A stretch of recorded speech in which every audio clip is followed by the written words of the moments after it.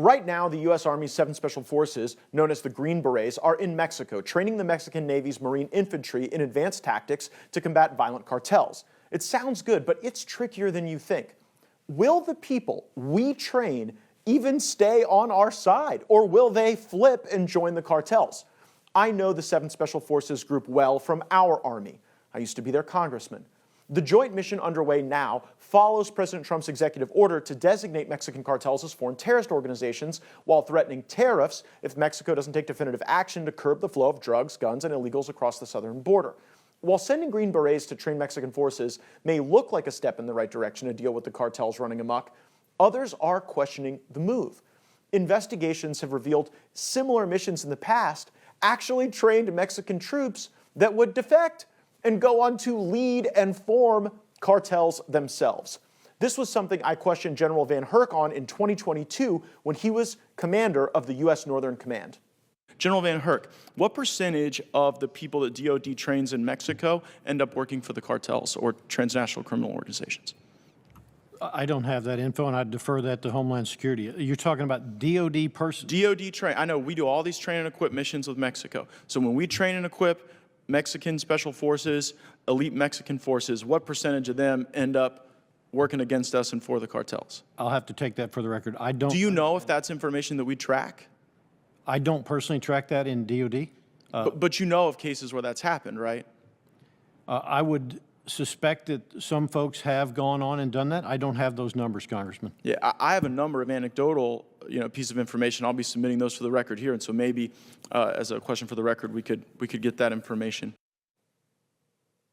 This definitely seems like something we should track. Like, we should know how many of the people your money goes to train actually end up running drugs and human trafficking organizations into the United States. So we should not spend this money and then have a faith-based theory of the case that nobody will break bad. And some, in fact, have. In the 90s, the U.S. Delta Force trained Mexican troops in map reading, communications, and heavy weaponry.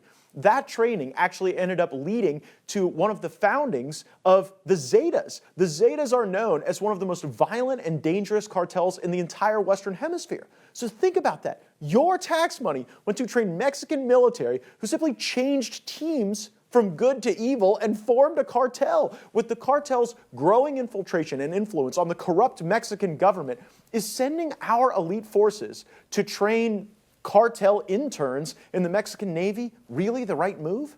Joining me now is founder of the GOAT Initiative and U.S. Army veteran Cory Gautereux and former Green Beret from the 7th Special Forces Group, my good friend John Frankman. I want to start with you, John. We've got word that your former group is down in Mexico training the Mexican military. What can you tell us about the type of capabilities that training develops? Yeah, absolutely. So 7th Special Forces Group has been training with the Mexican military, with the special operations down in Mexico. And we have train, advise, assist. And what Special Forces focuses on is counterinsurgency. So foreign internal defense, counterinsurgency. And that's going to help them to target the different cartel members, to figure out what networks are established and to really strategically go after those people who are at the top and to try to cut off any kind of logistical supplies that the cartels are working with. John, I have asked some of the top generals in the military whether or not they are tracking the people we train to ensure that they don't go work for the cartels. And in some cases, they indeed have. So what can you tell us about what mitigation takes place so that the people we train don't end up using our tactics but working for the other team? So that's going to just take us having to really look at the people that we're working with to really establish that trust. And one of the difficulties that we have is that the cartels are so enmeshed within the culture and the civilization of Mexico. They've infiltrated parts of their politics, their government, different police forces. So we've done it in Colombia, where we had to work against the FARC and we had to figure out who we can rely on. We did it in Afghanistan, where we had to figure out who our allies are. So it's just going to take really meticulous screening and processing to make sure that the people we work with, they hold our values, they want to help support their country, they want to really be rid of this cartel, which is just destroying their country. So it's going to take just a special attention to detail.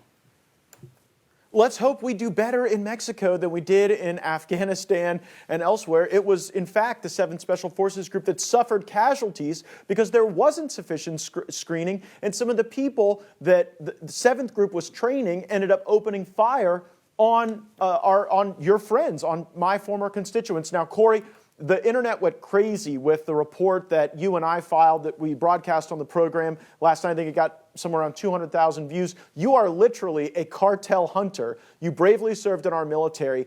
And when you are tracking the work of these cartels and these human trafficking networks, do you ever see tactics from the cartels that look like either Mexican military tactics or U.S. military tactics?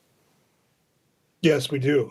We see a lot of, and I don't know if it's from the movies or a lot of the stuff you can just pick up online, like, not putting your finger on the trigger, just holding it right on the outside there. We see people walking around like that. We do that in the military. John does that all the time. So we see people walking around like that as if they've been trained. We see their movements as if they've been trained by someone. And what's going to be really scary here for John and his friends is that these cartels are emboldened by what they've been doing for the last 4 years and longer, but they also live here in the U.S. The members live here in the U.S. So how are we going to keep John's friends safe when they could be using counter surveillance here in the U.S. on our families? Well, I think they are. I think you've proven it. I think you've shown me the proof that that's happening. As a matter of fact, Cory, you have infiltrated some of the communications tactics that the trafficking networks are using, and whether it is the identification of checkpoints or locations where resources can be gathered, it seems to be a pretty well-organized network. For someone who just thinks this is a few bandits running around the border, what would you tell them about the sophistication of these cartels? We learned this early on. The guys at the Goat Initiative with me, when we went out and we bought some cheap Baofeng radios on Amazon, and we were using those. The first day we got those, we were being jammed by the cartel on the south side, so we couldn't talk on the radios. So we had to get encrypted radios, which are very expensive. And we know the cartel and the CCP is basically the same thing at this point. I'm in almost 200 different chat groups regarding how to get into the United States on Telegram. Anything from CCP, Mexican, Azerbaijan, Ukrainian, Russian, but the CCP seems to be running all of these. So when we talk about the sophistication of these cartels, you have billions, if not trillions of dollars within the cartel working with the Chinese Communist Party. It's a recipe for disaster. Well, and if you combine that with knowledge about how the United States does counterinsurgency work, it would benefit the CCP and the cartels. John, I sort of want to reverse engineer the question with you. As you think about the envelope of training that your friends are providing right now to the Mexican military, what is the capability or the thing where if one of them went to work for the cartels or if a group of them went and formed their own cartel could be the most damaging to our efforts to secure the border and stop drug trafficking? I think if they share our tactics, techniques, procedures, that could be extremely damaging. If they're information sharing about different and ongoing operations, that would be extremely problematic. So if these people who take our training are still maintaining relationships with the service members, the Mexicans that we're working with, if they were to give information on any kind of joint strikes, that would be extremely problematic, because then in the identities of the other Mexicans who are helping us, who are working for us. So going after families is problematic. Just knowing what the operations are going to be to intercept them, that would be very damaging. And Cory, we have noticed a 93% decrease in encounters on the border. And as you showcased, there are still places that are open now. There are still places, we need the 10th Mountain Division now, that are open today. But there doesn't seem to be the same flow of people. Do you think that's because the value proposition for being in the United States isn't the same as it used to be? Or do you think the cartels are just recalibrating to come at the United States with a new strategy? they're always recalibrating. They're always shifting fire to go to the best, easiest location to come through.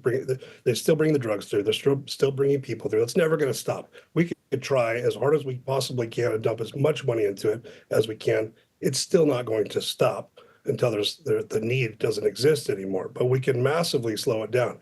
President Trump slowed it down to, what would you say, 93% just by the Remain in Mexico policy. If you want to claim asylum, you can't just cross the border now illegally, not through a port of entry. You have to now go through a port of entry, and then you have to go remain in Mexico.